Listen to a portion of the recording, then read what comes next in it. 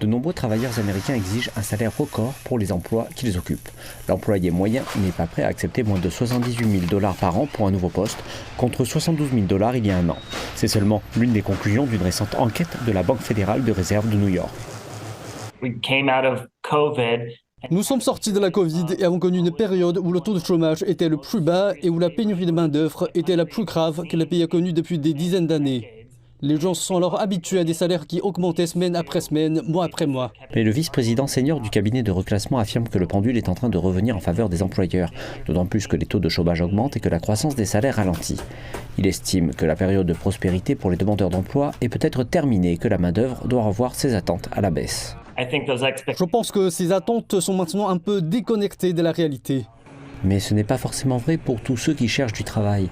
Mona Lipson a été licenciée de son emploi dans le domaine environnemental, social et de la gouvernance en mars 2020. Et elle n'a retrouvé du travail qu'en novembre 2021.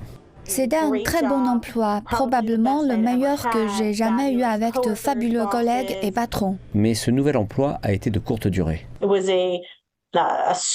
C'était une start-up qui marchait très bien et malheureusement, il semble qu'elle a été prise dans cette étrange récession technologique que nous avons traversée. Et l'entreprise avait précédé à plusieurs licenciements, à plusieurs réductions d'effectifs et j'ai été prise dans la troisième le 31 janvier de cette année.